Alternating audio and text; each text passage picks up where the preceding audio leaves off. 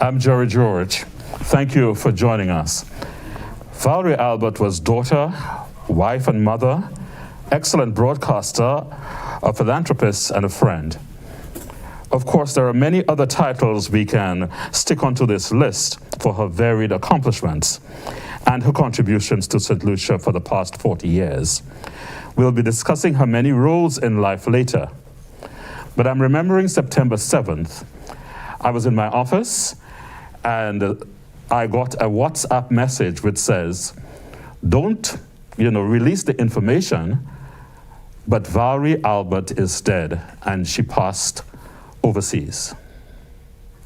I can't tell you how many times I read this message over and over again, just to make sure that I was reading correctly. I got up from my computer, I paced up and down several times, and I said, perhaps the only way to find out is to tune in to Radio 100. Because if, for example, that it was true that Valerie had passed, the music would normally change. And for true, when I tuned in, that was about 2:45 in the afternoon, the music was a bit slower, more somber than what we would expect on a normal afternoon. And I just sat in the office and just wondered whether, how could that have happened? How could that have happened? We have our friends here with us in studio, and we're hoping that they will shed some light on their own experiences in hearing on the passing of Valerie Albert Favre. I have here with me Vanette Santoma Fontenelle, who served as a news editor at Helen Television and Radio 100. We have Stanley Lucian, who is also part of the news team at Radio 100 and HDS. And Kami, you served the reporter or served as a news editor as well. Just tell me a little bit about the tie that you're wearing, because I understand it has some not only significance, but it does have a special meaning for you. I was the news editor, and I worked at HTS Radio 100 for a decade, 10 years. Wow. And the first time that I anchored the news, I wanted to wear a tie one of the times that I was anchoring the newscast, and it was this tie, given to me by my former editor, Clinton Reynolds. And when I wore the tie, it was just simply a fashion statement kind of thing. I wanted to wear it, so I put it on. Because when you're going in front to anchor the newscast, you're naturally a little nervous, so it just kind of bolstered me a little bit. And when I got off the set and it was done, Miss Albert called because she had been getting just a series of calls and texts from people in relation to me wearing this tie. And the whole idea, people were so offended by me choosing to wear a tie, because she's a girl. If she wanted to put on something on her neck, she should have worn a scarf. And people were literally calling for my head because I wore a tie to anchor the news. And she never flinched in her defense of me. She never questioned or asked me, why did you wear this? Or could you do something else? Or she never asked me any question, period. She just said, it's just noise. Mm-hmm. So she literally fielded all of these calls and took on all the things, and just, that's how she was.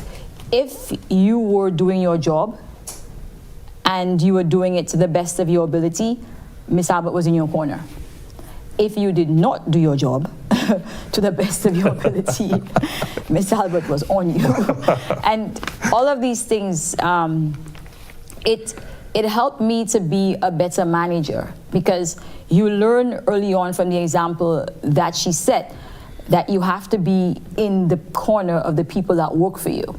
It's important to build that sense of loyalty and that sense of you can depend on me. And in the news business especially, when you're out there chasing stories, you need to know that the people that you work for are going to have your back. Kami, can I just ask you to hold that thought? Were you as shocked as I was in getting the news? Jerry, honestly, I was on the phone and I got a WhatsApp message. And I said, what? It was difficult to imagine Miss Albert, would actually, because afterwards when we were remembering, because I got so many calls from so many former employees, and we started making this thing. We were like, we're surprised that Miss Albert didn't say to God, hello, young man, I'm not quite ready to go. and that would have been the end of it. Because she was that kind of person. She was indomitable. This lady was a force. And it was hard to imagine a world without her being in it because of everything that she represented and everything that she was. It just hurt. I was in shock, and I just felt very, very heavy with regret and sadness over it. But grateful too, Jerry, grateful, because she would not want us to do anything but to keep moving on and just living our lives. That's Valerie's way. Stanley, hearing the news, was the station in a frenzy as well on that particular day when the news came to the staff at HTS Radio 100?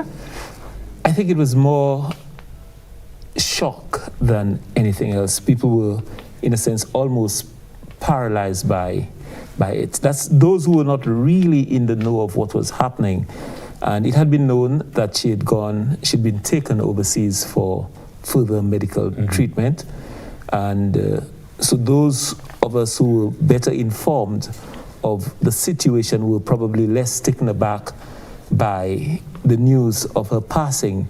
But nonetheless, it hits you, and everyone went into some sort of paralysis initially, and slowly just came out of it. It was just a situation of disbelief initially. It's like, no, that couldn't be true. And then it was just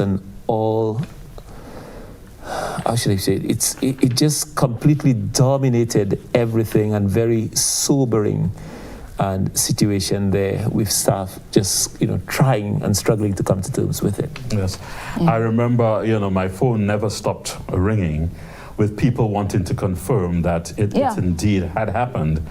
And by then I didn't get any official confirmation, but judging from the number of people who were responding and asking, you had nothing to believe that yes, something was indeed up. Vinette, we'll come to you in just a moment to share your experiences.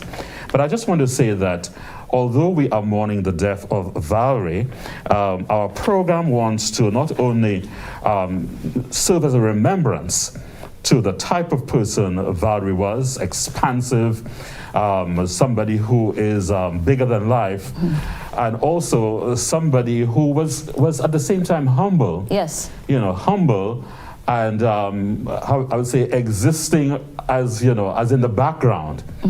But there are lots of areas of her life that we can discuss. One of the things I would like you to consider is the impact that has had beyond the walls of HTS and Radio 100 and perhaps her immediate community, and look at St. Lucia and even worldwide, because at one time she was associated with CNN, in which she contributed to St. Lucia being focused on in the newscast of CNN. But before I introduce or go further, let me just extend personal and a deep sympathy of a grateful media fraternity, as well as the sympathy of the nation to Linford, her husband, Alan, her son, Gemma, her sister, and the entire Albert family.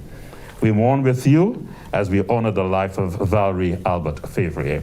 So, Vinette, how did you get associated with Radio 100 HTS? Thank you, Jerry. Let me just extend my sincerest condolences to the family of Valerie Albert Tribute on her passing. I too was shocked of learning of her passing, and I got a WhatsApp like everybody else, and I found it a little strange that I was getting a message on WhatsApp, so I thought it was not really true, so I immediately picked up my phone and I dialed her number. Instinctively, I dialed her number, and then I hung up, and then I dialed Mr. Tribute, and I'm like, what's happening? And he says, yes, what you're hearing is true. So I was besides myself. I could not make sense of it, and of course the calls started coming in, and people wanted to know, was she sick? And as Stanley said, I didn't know much about it, because when we last spoke, she told me what she was doing last, and then I heard that she had been taken overseas. But again, because of Valerie, I just never thought Valerie was. Capable I thought of being Valerie sick. was invincible. Invincible, yeah, exactly. Because of the way I perceived her, I saw her, what she meant in my life. So when I heard she died, it was like not. Mr. Favre told me, and I was still going through Facebook, just looking at what people were saying, and I found that I was at a loss for my own words to pay tribute or to even eulogize her, because I was like, how? But yes, I met Valerie in 1993 when I interviewed for a job. I remember it was at in town somewhere in Mr. Theophilus's building. Okay. That's where I interviewed for my job, and when she met me, I didn't think I would even have been shortlisted. And when I saw Valerie, I was like, oh my God, I was in the presence of this lady that I had grown up on her voice all those years. And when I got the job, I was besides myself, started working at HDS from 1993 to 2003, a decade. And I had the most amazing experience having Valerie mentor me. Valerie was almost like a performance coach. She didn't just teach you, you learned.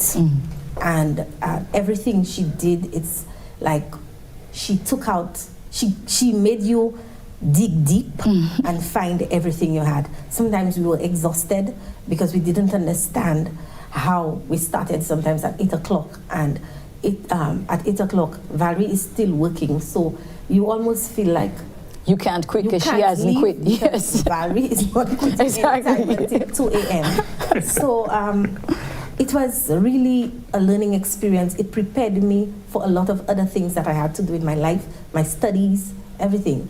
Valerie mentored me, and I could depend on her mentorship.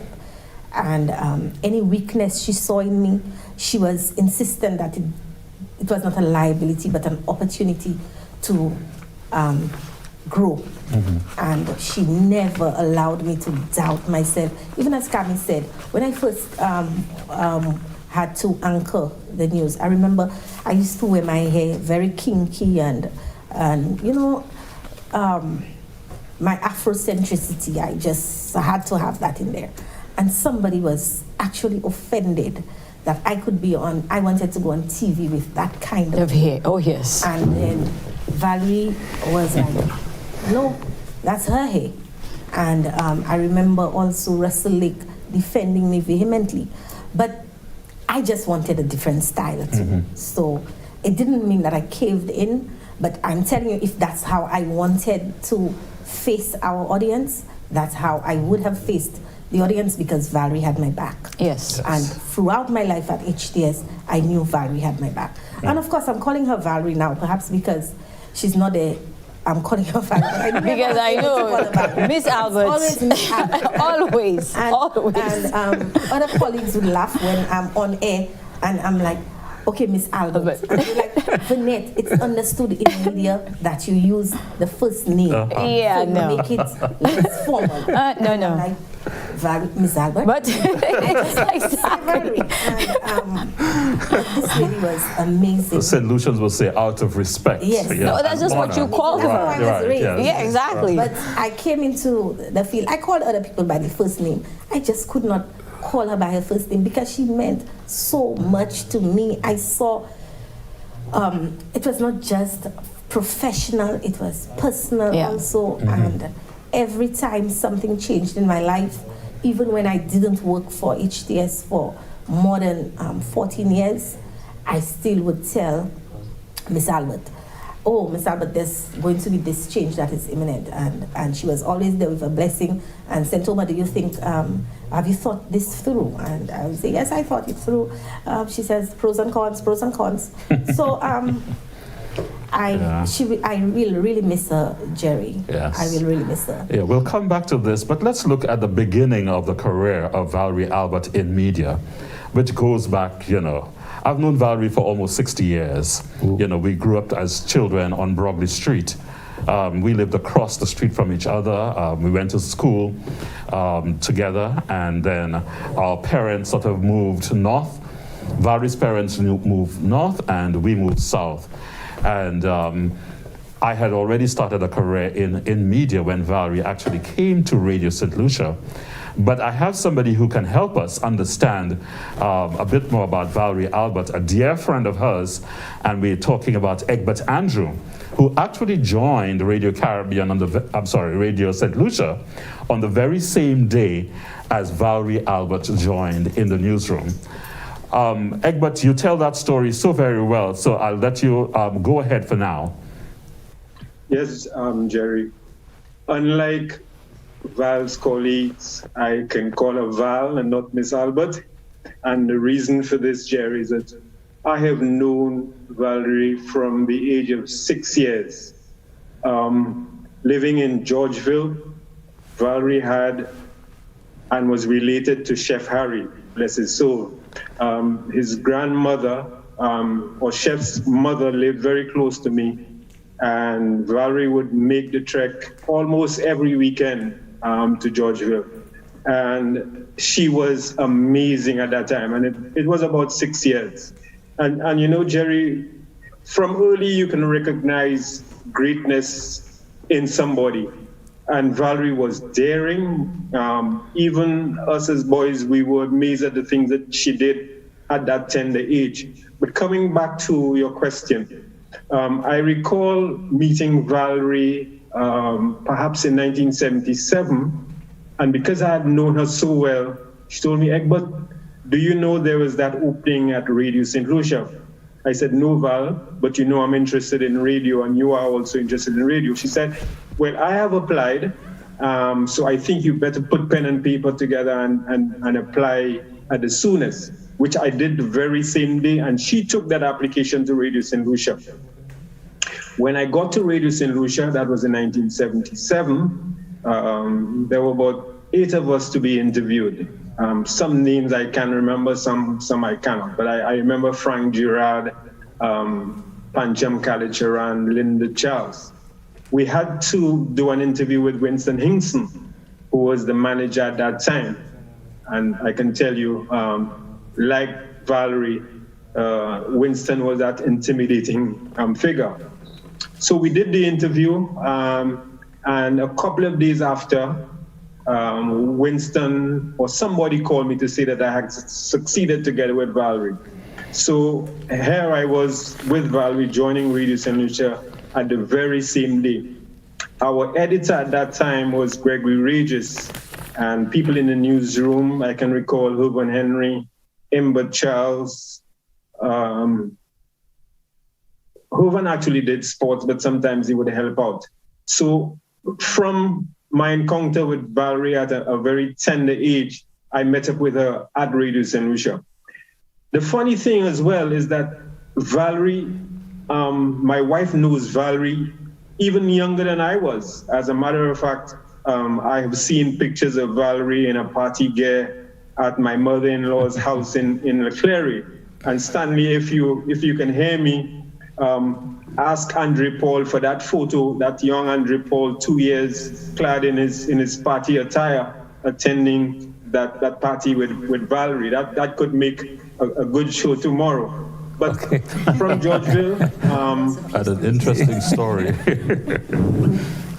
Indeed. Yeah. Okay, so what was it like working with her? Because initially Valerie was not interested in the news. Valerie was interested in being an announcer. So, yes. Okay. So I think she saw this as an opportunity for her to be in a radio station. And when you are a young person, this is something that is, the biggest thing to happen to a young person at this particular time. Now, remember, we're talking about only 2 radio stations. So it's either somebody had to die or somebody had to to move out, to move out for somebody to get a position. Yeah. But in the case of Radio St. Lucia, what was happening is that they had just moved to the new building on the Morn. It has just been finished, commissioned by the former Prime Minister, the late Prime Minister Sir John Compton, and they needed new staff members to make up the complementary staff so as the station could run for its increased responsibility. So there were people like Lucia Blanchard, there was Robert Lee, together with Gandalf Sinclair, doing the Free and Easy Time.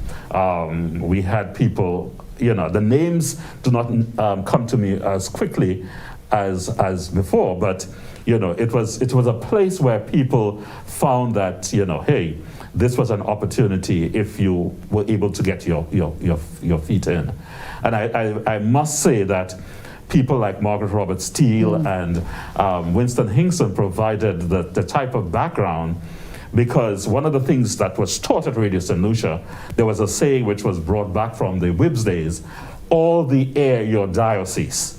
Despite the religious connotation, what it simply meant is that when you are on the air, you have a responsibility to every single listener, no matter what that person was. And I remember Margaret Robert Steele telling us, you know, never discount the fact that, I'm getting goosebumps, a market vendor can make a just as important contribution, you know, in terms of interviews as, you know, somebody who is, you know, well recognized and well known.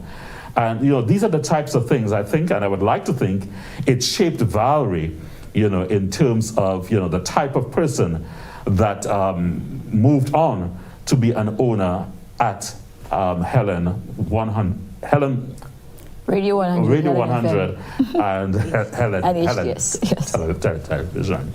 But Radio St. Lucia was a ground, and I think a lot of it has rubbed off in the sense that another thing that was localized in terms of, you know, what Valerie may have taken is Radio St. Lucia was known as the sound of service.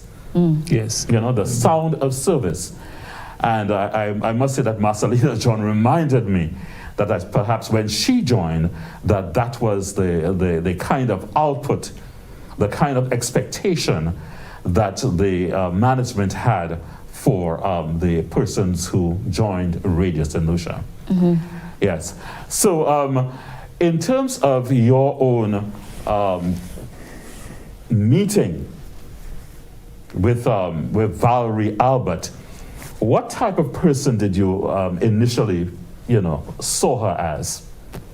Well, I have to thank both Vunette and Stanley for me actually having met Miss Albert at all, because they were the ones who paved the way for me to get that introduction. Like Vunette, when I met her, I never thought that she would have hired me, actually. She didn't give that impression. Miss Albert was the first person who said to me, you know you have a lisp, right?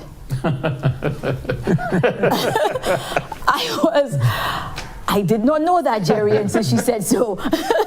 And it floored me, because here I am, I want to be a journalist. I don't really have any sense of what that actually means, mind you. I want to be a newspaper journalist. I had no interest in broadcast at all, but I wasn't getting through with the whole newspaper thing, and I figured, well, I could do this in the meantime. I never thought that I had the voice for it, or, you know, it just wasn't something that because I wanted to make the news speak for itself without having the personality to go with it, kind of thing. And when I met her and she said that to me, and she said it to me just so matter of fact, like it was just a known fact. You know, you have a lisp, and you have to learn to speak a little slower. But it wasn't like a formal interview, so you felt like, you know, this was like a job thing. It was like, come meet me, let us talk, kind of thing. I never thought that I would actually have gotten through with the job. But then I did, and it wasn't just a matter of seeing the lisp and being able to rise above it, but also learning how to speak so that you were clearly understood. But I think when you meet her, her presence is literally, because she met me in a room, and she literally fills the room. And you know who you're meeting as well. I mean, this lady is just not somebody who owned a radio and a TV station, Jerry. She was a woman in media who was a pioneering force. And all the things that she had done before, when you're sitting in front of her, you are aware of this. And you could feel her simple presence. And just being in that, And being selected to work for somebody like that, it automatically gives you a confidence boost as well. But it was, honestly, if I had to say the thing I remember most about meeting with her or working with her is how hard she worked and how fearless she was. Ms. Albert was unflinchingly fearless. When we did the year in review, and I had to write my first year in review, and I ended up getting carpal tunnel, and I had to wear a brace, and you never complained. We are at HDS on a Sunday by ourselves editing this huge thing, and it's coming on to 10 o'clock, 11 o'clock, it's midnight, it's 1, and this lady is editing, she's looking at the script, she's never tired. So who am I to say, oh my God, I want to die? Because this lady is here and she's right next to you. And Jerry, that gives you an experience of you are a part of a team and you are leading the team, but it is important for the team to see you work as hard as they do, because that inspires your team to greatness. I think that one of the things that more or less turned people off was her reticence. You know, that you know, sometimes she would just shrug, you know, in response to you that, hey, you know, no big thing. Yes, but life goes on. You know. Because this lady had seen so much, and not only that, I think she also understood that, you know what, Jerry, sometimes the very attention that you seek because you're still growing, you're still maturing, could actually be what you don't need to get to be successful. A little tough love never hurt anyone, you know. And somebody who supports you both personally and professionally may not seem like a big deal if you've had it in your life or whatever. But it is important to have, because in the news business, we are oftentimes facing a lot of opposition, both in the stories that we tell, whether it's who support, people who are offended by what you're reporting. And let's face it, if you're a news editor or you're a news reporter, you're out there in people's faces. A lot of the times they don't want you to be in their faces. It's important to know that you could stand firm in your foundation. And that's what it was. This was my first job in journalism. And I wouldn't be who I am today without it. Stanley, you are more or less the most recent from the three who are sitting here. Yes. Of the additions at Helen Television Radio 100. So you would have had a chance to see the latter side, or the Valerie at the latter part. Early and latter, because Stanley's been there, because there, came I know back. Stanley was there then. Vinette and I joined actually on the same day. Oh, really? Yeah, the same day. I can still remember that moment and first meeting her. And you were my editor as well. Yes. Yeah, but what I was trying to get to is that you would have noticed a lot of the, how would I say, humanitarian efforts that she was involved. Yes. Was it so for you, Vinette, and was it so for you, Kami, as well? Yes. But I think it may have changed. You know, I think we all evolve over time. And towards, let's say, even the last decade, even before I returned to HTS, there had been the change in focus and emphasis and energy. It was get more to her philanthropy interest, her philanthropic interest. And so she was closely involved with Taj and the Toko Foundation. And that occupied a great amount of her time and energy. But she made no secret about wanting to phase a little out of media and focus more on that aspect of her life. So apart from Toko, I mean, she would go begging and asking, and someone of her stature, for things in order for her to ensure that she has to give. And she gave not only at Christmas, but she gave throughout. I know that firsthand. Right. She gave throughout, always giving something to someone, or some package to someone. And so yes, I remember, for example, when I returned, you know, from the United States, 1997, and Valerie seemed to be, you know, in everything. Yeah. I have a list here, and it says, she was part of the Helen Folk Dancers, and I remember Mrs. Hall saying, you know, HDS was sponsoring the Wobdwiet, etc. She was also part of the Cancer Society, the St. Lucia Blind Welfare Association, the Marion Home, the St. Lucia, you know, Diabetes and Hypertensive Association, St. Lucia Crisis Center, Stratford, of course, Toko, for example, and she supported very sincerely and heavily the Marian Home and the Salvation Army. Children's Home. Right. Yeah. And she also did. She worked with the Catholic Church, the one in Castries, the Presbytery. They had this annual lunch that she would more or less put the Okay. whole thing together in Okay. terms of the food and everything. Because we had to cover all these stories. That's how we were followed them. Yeah, I remember seeing her as part of the Jazz on the Square. Yeah. And Oh, yeah, she was yeah. not only just like a supervisor, she was involved in the sharing of she all put sorts that show of, together. Yes, you she know, was yeah. she was a producer. I mean, Yes. people look at things and say, you know, this. She actually conceptualized it. She produced it. She ran the stage. She did the acts. She got the T-shirts. She did everything. She carried the water from the back of her vehicle Oh, to put it yeah, backstage yeah. for the artists. But This was her event. Yes, interestingly, Jerry, and I'm sure that would be the shared experience here.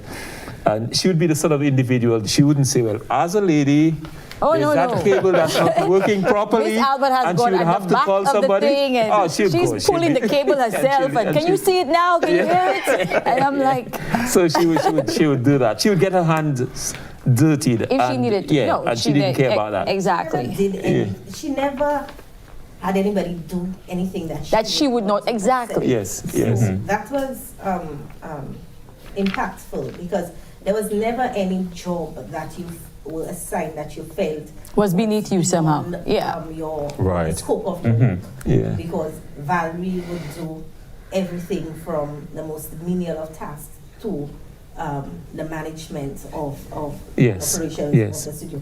But when Stanley said that she had stepped away from and she was making a kind of a transition into philanthropy, I remember the transition she made when she became a mother. Yes. You know, and it was very beautiful to watch because Miss Albert had HTS Radio 100 was a baby. And Miss Albert nurtured it, ensured that it was dependable, ensured that the quality of work coming out of HTS was always stellar. And then when she had her baby, she became a different kind Yes, of I think, manager. I sometimes used to tell my colleagues, "You're lucky Miss Albert is not here." People tell me that all. People used to say You're that to lucky me Miss all the Albert is time. not here because Yeah. you felt she was not there because Miss Albert did nothing that did not run smoothly. Everything she did, she made sure if there were nicks and issues, she was right there ensuring that it worked. And be it a news broadcast, be it an outside broadcast, and Miss Albert. And Miss Albert had people come in to do, let us say, some outside broadcast. But it's basically because probably we didn't want to do it. Because you always found that Miss Albert used every resource that she had Yes. inside. To her of advantage, yeah. HTS. She never felt like you could not do this. Yes, So she's yes, going to get yes, yes. An outside visiting person to anchor, come do it. outside- Exactly. Yes, She yes. gets you to do it. Vanette, you do this. You can do Stanley, this. No, that was do always her this, thing. Yes. and stuff. So it was really a good experience to have her always around. And when she was not around, You felt it. you felt it, and you. So I can only guess at what I'm not guessing, but I could only understand what the staff of HTS Must feel are like. going through now.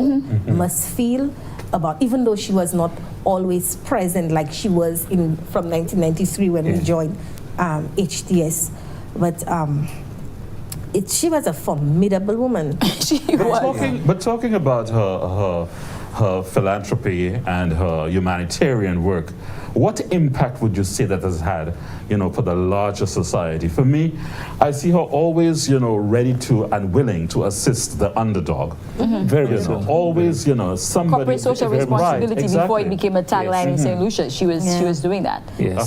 Uh-huh. I remember how much work Valerie did with the Holy Family Children's Home in Cicero, because we too had to be roped in to do all of the publicity and awareness around it. And every venture where it had something to do with the welfare of children, Miss Albert was involved. And people wanted Valerie to be a patron of whatever to endorse what they were activity doing. that they were involved in.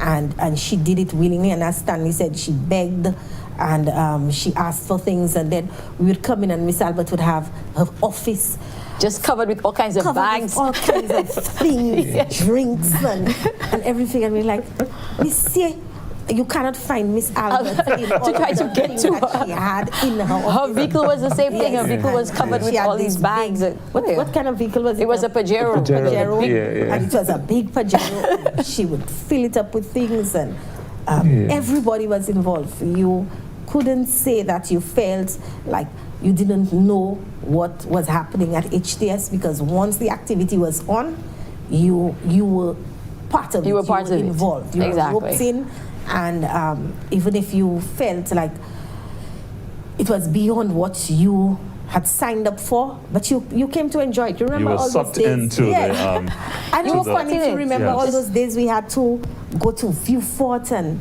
Supra because we were having a DJ clash in a place in Viewfort, because she also had that activity where all the DJs came in and they I don't think I was around for much of the DJ class. Okay. Probably. Well, we have, Vinette, we have Russell Lake on Zoom.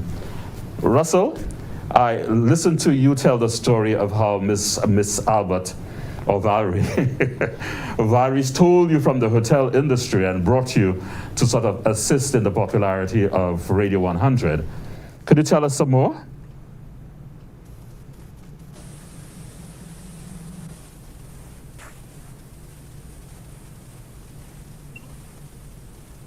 Yes, okay, we will be joining Russell in just a moment. We were talking about Valerie and her humanitarian, her caring for the underdog, her wanting to assist every possible cause that she believed the station could assist with. And I think one of the things that we have to realize is that Valerie realized that having a broadcast station, it's not just about the entertainment, and it's not about the music. She realized that it was, as we all learn, a powerful tool, and that tool could be used to the benefit of the people, not just the immediate beneficiaries of the staff that work there. And we saw that throughout her career, especially when she transitioned from on-air to being in production, or you can say events management, right? Yeah. Somebody told a story, I'm not sure how true this is. They said that when the year that man performed at Marshall Grounds the first year that this thing was hit, he was hitting it and he fell, that Miss Albert is actually the one who carried him off the stage and to the waiting ambulance. That's not perfect. I'm not sure how true that was, but that just seemed like something. It's something she would do, because she happened to be there at the show. She was either planning the show or she was there. And he collapsed, and she literally picked him up in her arms and carried him over to get some assistance. And I mean, that's one of the things that was one of her lasting legacies, Jerry, is that she taught you that every single person that you met is part of your network, because Miss Albert knew how to utilize every single person that she had met to accomplish whatever goal she was trying to get. So the guy selling the coconut could be used to come and sell coconuts on the square for Jazz on the square, Mass on the square. The person selling t-shirts who came to do a story with us about his new t-shirt company could be roped in on that regard. At some point she could call on everybody, and I carried that through. And a lot of people who have shows now who become household names is because Miss Albert partnered with them on a show. Think of Pris Kailash. Pris Kailash is now, a household name, and the first show he ever did was on HTS, and he came to the station to do a story, and he and her got to talking, and then he became who he is. I mean, from introducing us to Rick Wayne on Straight Up, and Claudius Francis, and Sam Jukebois Flood. All of these people are household names. If you think of, we used to call HTS the media university because we didn't have one. There were Ernie St. Catherine, Teddy Francis, Terry Finisterre, so many people who we'll have to write a register. All these people who have passed through the doors of the revolving you door. anchored there for a while, Jerry. Well, I anchored there very, very early. I remember HTS when it was just a big metal a container. brick. Located. Look out for it, a container. That's what it was. Located. Yes.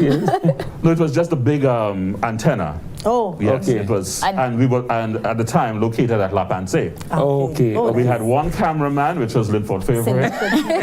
We had one camera. That's the very beginning. Very, very beginning. Yes. We had one reporter, which was myself, and newsreader, and Valerie was everybody. Was everything. But we have Russell. Russell, Oh, he's come back in. now. Okay.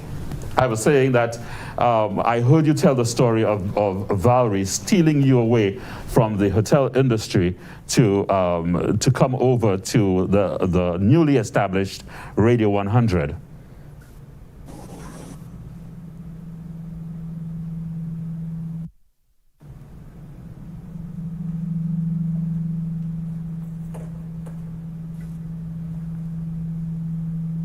I think maybe you need to unmute your microphone.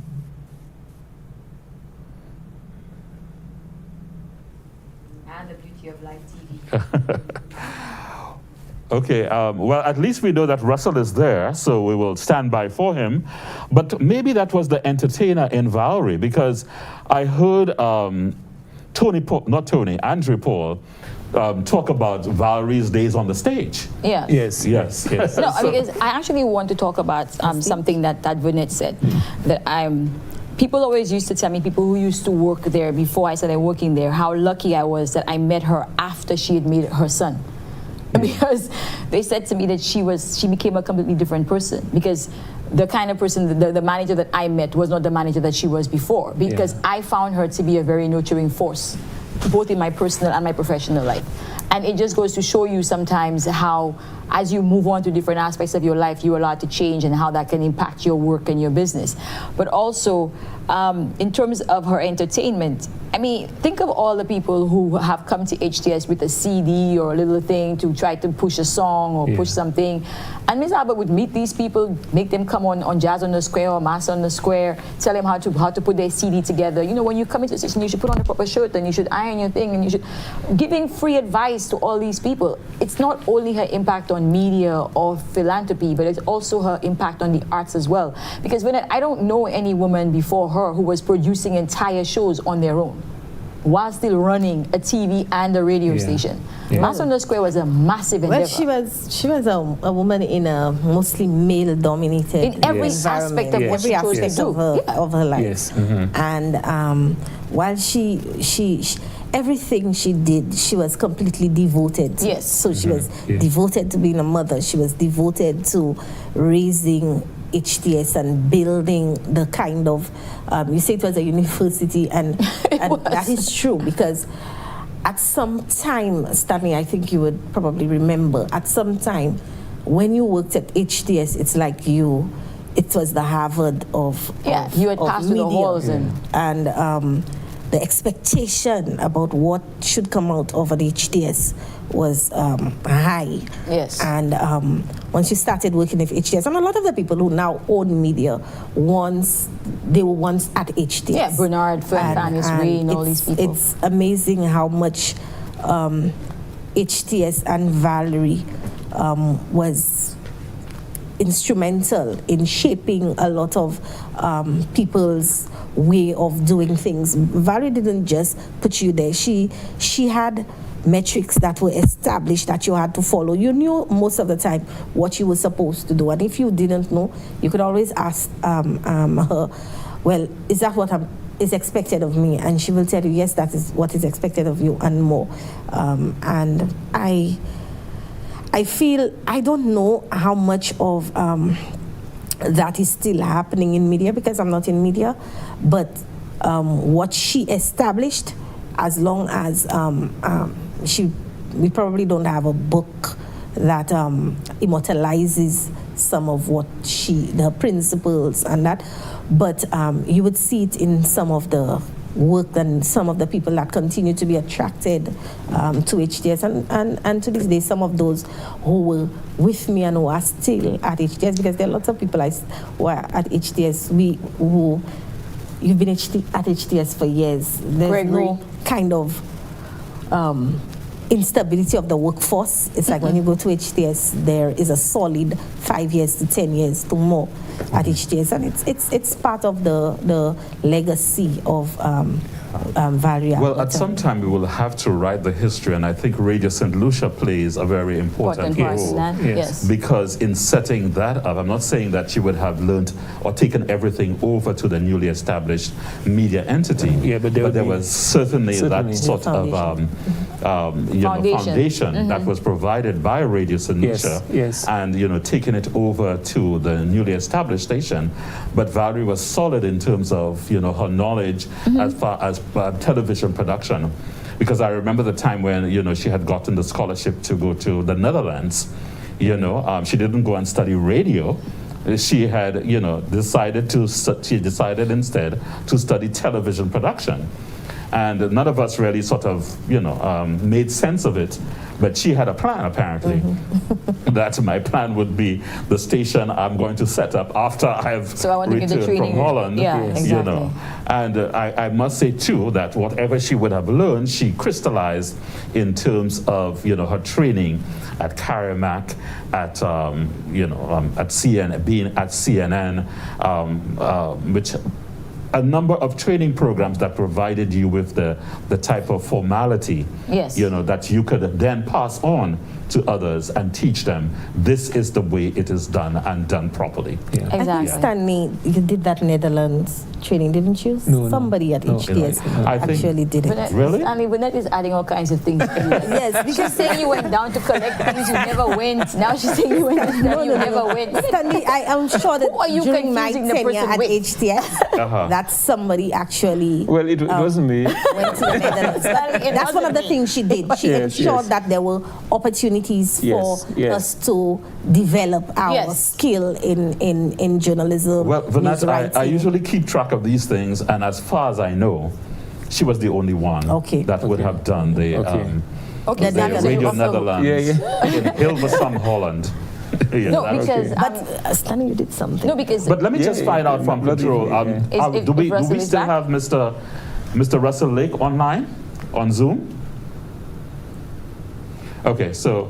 No, because one of the things, when Burnett said that she allowed you to do everything that you wanted to do, I came to HTS as a reporter. I started as a senior reporter. I went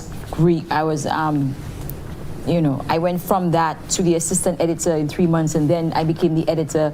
And then after that, it was a matter of me saying that I like Carnival, and I was hosting Mass Fever. And I went from hosting Mass Fever to producing Mass Fever. And then she said, I'm working on this deal with Heineken to do Green Synergy. I said, oh, okay. Then she said to me, oh, by the way, you'll be hosting that. That's how I found out. And then from that to Claudius being sick, so can you just do this straight up episode for me? Oh, you did straight up. So now I'm anchoring straight up. And then I ended up doing radio as well for Green Synergy. And before I knew it, I said to Miss Albert that I have horrible stage fright. I cannot possibly MC a show. I do not know how to MC a show. Miss Albert said, well, you know what, we're doing Mass on the Square, nobody else is available, so you go and do it. And I terrified because this stage fright thing was real. And this lady just put me in a t-shirt and sent me on the stage. So I never would have gone into all these other things. And all of these things develop aspects of your character. And it helps shape you into the way that you think and the way that you approach life. If I hadn't been given free rein to whatever you want to do it. Yes.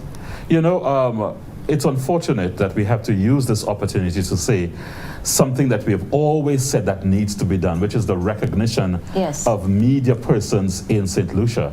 I know, for example, that one of the things that people constantly have asked me since Valerie has passed is whether she had received a national award. And the answer is not that I know of. Not that I know of. I don't think so. And too many of our media practitioners, our media experts, our media professionals, are just forgotten.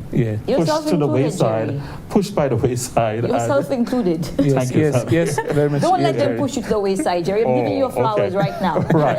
Jerry George is an amazing media practitioner in St. Lucia, and he should be recognized for that. Sharon Williams, Sam Flood, Michael Rogers. And like Burnett was saying, before we move on to something else, I think if you had to mention every single media house in St. Lucia right now, you could pick at least one or two people who worked at HTS. Yes. Even to this day. Whether it's NBC, you could say Jade Brown, who's the editor, used to work there, Rihanna Isidore as well. If you say it's Hot FM, then it's Teddy Francis, then it's Lovely St. Amy. I think that's pretty much so.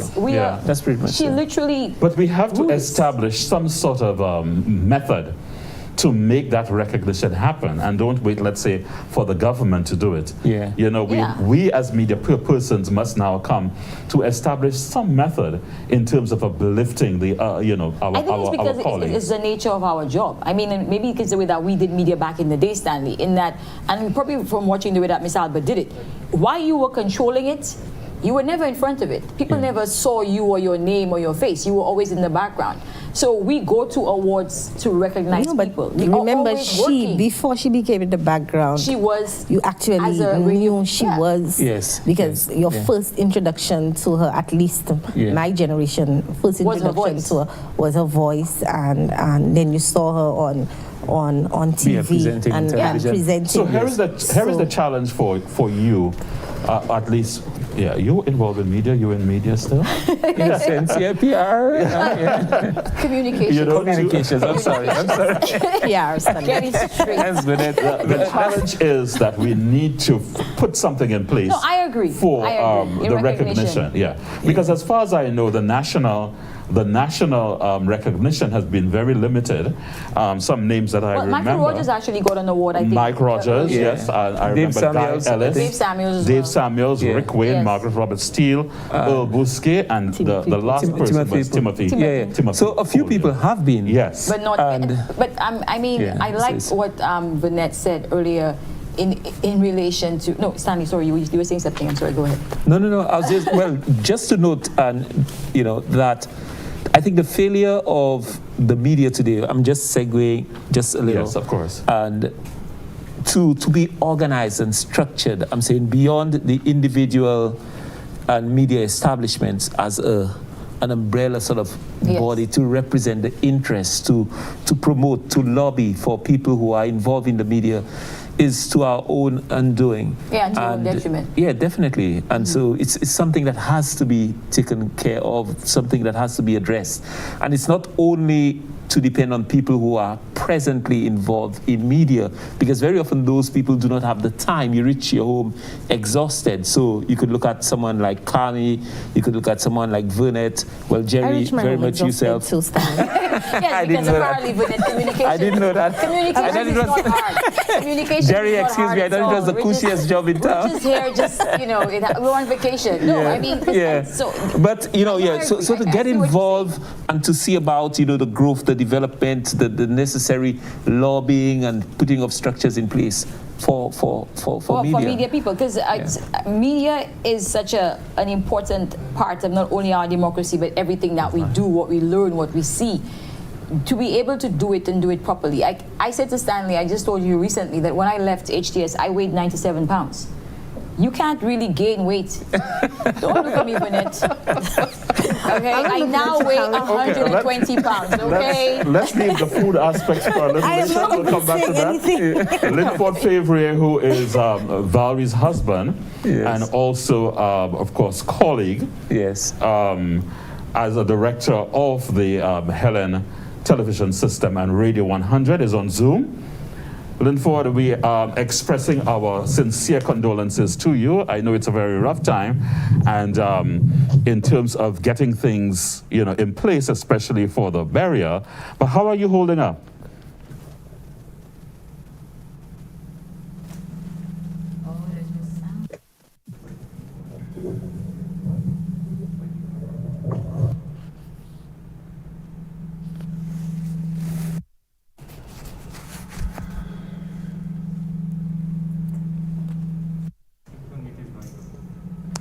Linford, I think you may have to unmute your mic because we're not hearing you inside the studio. Just check on it, please.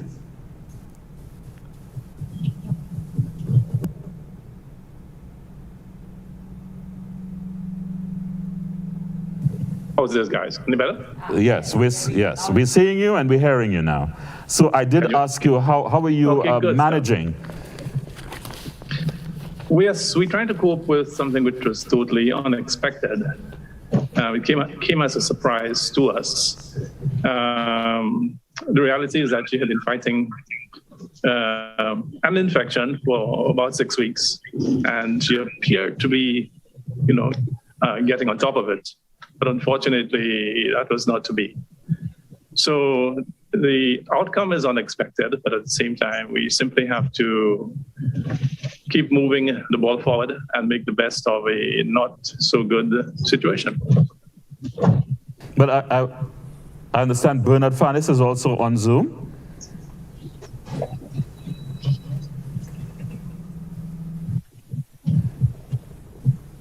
Linford, are you still with us? Yes, I'm with you, Jerry. I can hear you. Yes, I'm yes. saying, it's a very terrible time to be asking questions like, what happens next, and what do you miss most about Valerie? I know you would say everything, but at the same time, what do you think most of all was Valerie's contribution and impact to St. Lucia? I'm not even going to talk about the media landscape because that is already, very well established. But in terms of beyond the media landscape, what do you think was the real impact of Valerie's presence in St. Lucia? Okay. Well, first things first, you said what happens next. We simply have to abide by Valerie's mantra. The show goes on. The show must go on. So it's our responsibility now to keep doing all the things that we are supposed to be doing, but more importantly, keeping in mind that we have to continue doing it at the level and at the standard that she had expected. She has had a great impact on local media landscape from her early beginnings at Radio St. Lucia to the transition to HTS and Radio 100 and so on and so forth. You're right. Everybody or most of the persons who are involved in media, whether it be here, in some places regionally and in some places internationally, that at some point in time, she would have interacted, would have helped to groom them into the persons that they are today. In terms of her impact on HTS and Radio 100, Valerie was essentially an innovator. She thought outside of the box, and she was never afraid to take on and execute new ideas. She was an excellent listener, and a lot of the ideas came out of listening to the ideas of other people, who she very often would refine and come out with a finished product. An example would be things like an Nancy's Challenge, something which she took on wholeheartedly and which was a tremendous undertaking in terms of the resources that were required, or resources that would normally have been required to pull off something like that. For some reason, she always found a means of doing the work of 3 or 4 people. So where you thought you had a project which is unmanageable, you just dropped it in Valerie's lap and guaranteed it would get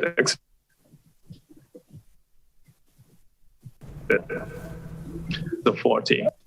So it's like a Nancy's Challenge where she would literally prepare alongside the Ministry of Education, prepare all the questions, even get involved in identifying prizes, right down to editing of the final shows. And that was what she brought to the table. Valerie operated from the principle of never give a man a job to do unless you can do it yourself. And very often, when it came down to getting down into the trenches, she was there with you. So in that way, she was able to build a very committed team. And many of the things we do today are direct results of that impacting on the work ethic of a lot of our staff. Yes, we have run out of time, but thank you for joining us.